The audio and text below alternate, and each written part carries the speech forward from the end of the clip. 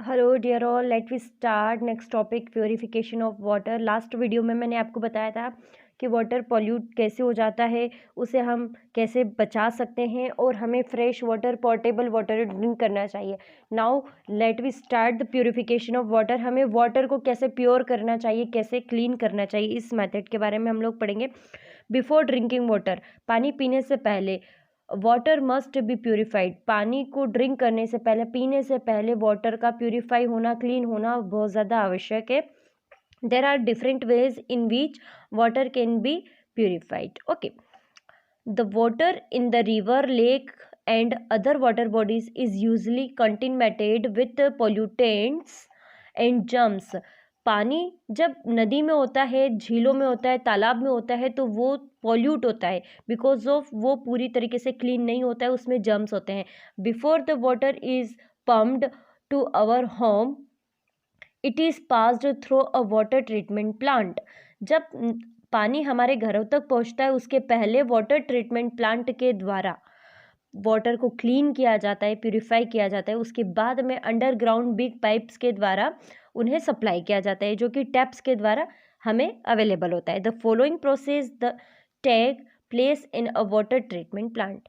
सो सबसे पहली हमारी प्रोसेस है sedimentation. Okay, take some water in a jar and mix some soil in it. एक जार में हमें थोड़ा पानी लेना है, ओके, और उसमें मिट्टी को हमें मिक्स करना है। Allow the water to stand for 3 to 4 hours, और हमें वाटर को 3-4 घंटे के लिए छोड़ देना है। व्हाट डू यू ऑब्जर्व, आप क्या देखेंगे? ओके, आप क्या देखेंगे? You will find that the soil has settled at the bottom of the jar, this is called sedimentation. आप देखेंगे कि 3-4 घंटे के बाद में जो मिट्टी है वो नीचे की सतह पर सेट हो जाएगी, बैठ जाएगी। इसे सेडिमेंटेशन बोला जाता है। In sedimentation the water is allowed to stand in tanks for long period of time. The impurities in the water settle down at the bottom of tank. आप देखेंगे कि जो वाटर होता है ये मिट्टी को नीचे बॉटम में सेटल होने के लिए अलाउ कर देता है। इस प्रोसेस को सेडिमेंटेशन कहा जाता है। Now the second process is decantation. Now pour the water carefully in the another container without disturbing the sediment। मतलब कि हमें एक जार से दूसरे जार में मिट्टी को निकालना है, बिना पानी को निकालना है, बिना मिट्टी को डिस्टर्ब किए।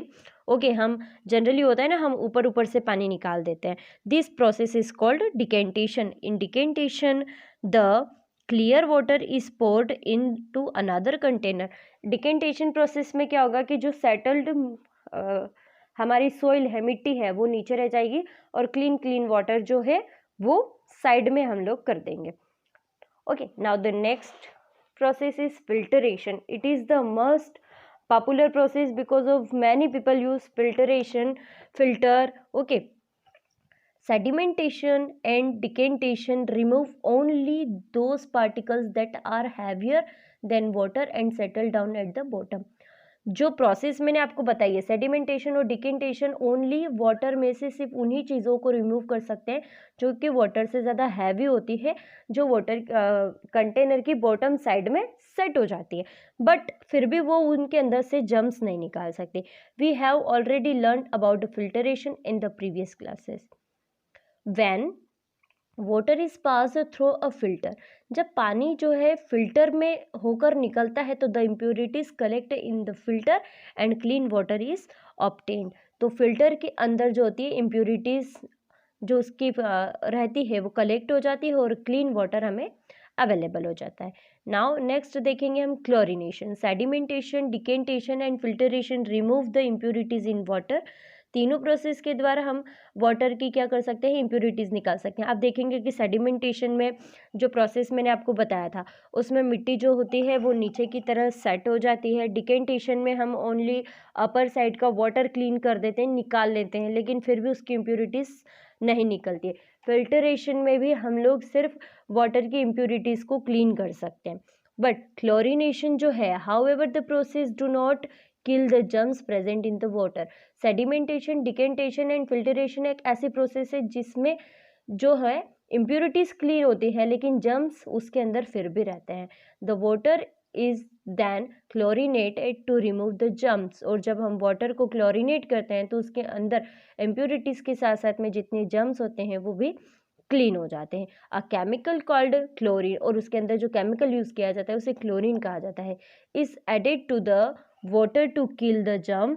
This step is called chlorination. आपने देखा होगा कि आजकल हम लोग कहीं पर भी किसी भी प्रोग्राम में वाटर कैंस मंगाते हैं, कैंपर्स मंगाते हैं, तो वो जो होता है ये सारी प्रोसेस होने के बाद में वो क्लोरीनेशन प्रोसेस के द्वारा क्लोरीन का यूज़ करके ही हमें वाटर अवेलेबल होता है। आप देखिएगा, ओके वो बिल्कुल टेस्टलेस होता है, कलरलेस होता है, you know very well. Okay, and water को क्लीन करने की एक और प्रोसेस है boiling. Boiling is the best way to kill the germs present in the water. These days ROS and other water treatment units are common in home. हम देखेंगे कि mostly in सारी प्रोसेस के अलावा भी सबसे बेस्ट इजी जो method है वो ये है कि हमें वाटर को ड्रिंक करने के थोड़े टाइम पहले हमें वाटर को बॉईल करके, ओके, और इसे फिर उसके बाद में उसे ड्रिंक करना चाहिए, जिससे उसमें सोइल होगी या फिर उसके अंदर जितने भी इम्प्यूरिटीज़ होगी, उसमें जम्स होंगे, वो सारे किल हो जाएंगे। ओके, आई होप कि आपको ये सारी प्रोसेस समझ में आई हो। Sedimentation, decantation, filtration and chlorination. Okay, you have to must do practice. Goodbye.